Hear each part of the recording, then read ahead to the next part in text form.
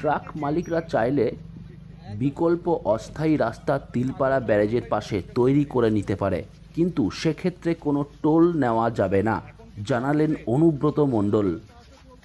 পাশাপাশি ট্রাক মালিকরাও জানাচ্ছেন কোনো রকম টোল না নিয়ে নিজেদের টাকায় তারা অস্থায়ী রাস্তা বানাতে প্রস্তুত। কারণ হিসেবে তারা জানাচ্ছেন, ঘুরপথে ট্রাকে মাল নিয়ে যাওয়ার জন্য যে পরিমাণ অর্থ তাদের খরচা হচ্ছে, তার থেকে নিজেদের টাকায় তারা অস্থায়ীভাবে তিলপাড়া ব্যারেজের পাশে রাস্তা বানিয়ে নিতে পারবে। সেক্ষেত্রে তাদের অনেকটাই সুবিধা হবে।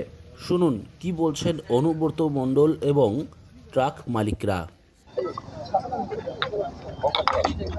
অনেকটা কাজ এগিয়েছে, দু সাইডে মোটামুটি শেষের দিকে, মিডিলটা বাকি আছে।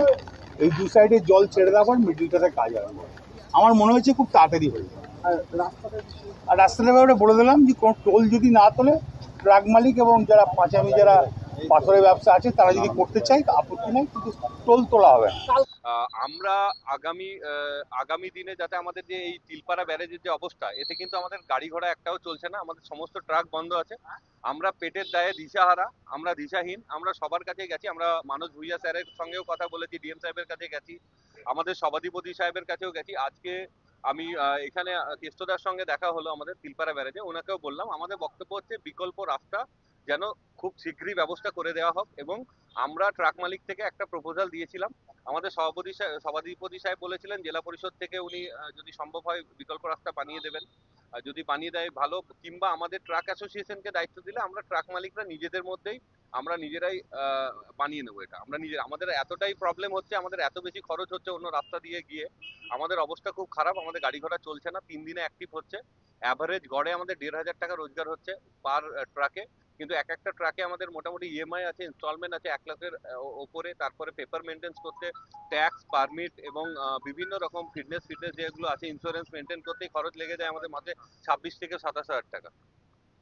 সেই জন্য আমরা এখন দিশাহারা, আমাদের দেওয়ালে পিঠ থেকে গেছে। সেই জন্য আমাদের বিকল্প রাস্তার দাবি এখানে। যদি বিকল্প রাস্তা সরকারিভাবে ব্যবস্থা না করে দেয়, এনএইচ ডিপার্টমেন্ট হোক বা ইরিগেশন হোক কিংবা জেলা পরিষদ হোক, ব্যবস্থা না করে দিলেও আমরা ট্রাক অ্যাসোসিয়েশন, আমরা ট্রাক মালিকরা নিজেরাই নিজেদের মধ্যে চাঁদা করে কিন্তু এই ব্রিজ আমরা নিজেরাই বানিয়ে নেবো। উনিও একটাই কথা বললেন যে আপনারা যদি এখানে বিকল্প রাস্তা বানান, তো এখানে কিন্তু কোনো রকম টোল তোলা হবে না। আমরা কোনো টোল এখানে তুলতে চাই না, আমরা টোল তুলতে ইন্টারেস্টেড না। আমাদের গাড়িগুলো যাতে স্বাভাবিকভাবে চলাচল করতে পারে, তার ব্যবস্থাপনার জন্য আমরা প্রয়োজনে আমরা কিন্তু ট্রাক মালিকরা নিজেরাই নিজেরাই টাকা দিয়ে নিজেরাই চাঁদা করে আমরা ব্রিজ বানিয়ে নেবো, এবং এটা আমরা নিজেরাই মেনটেনেন্স করে নেবো। তৈরি করার কাজ শুরু করবো, আমরা যদি অর্ডার পাই ডেফিনেটলি করবো।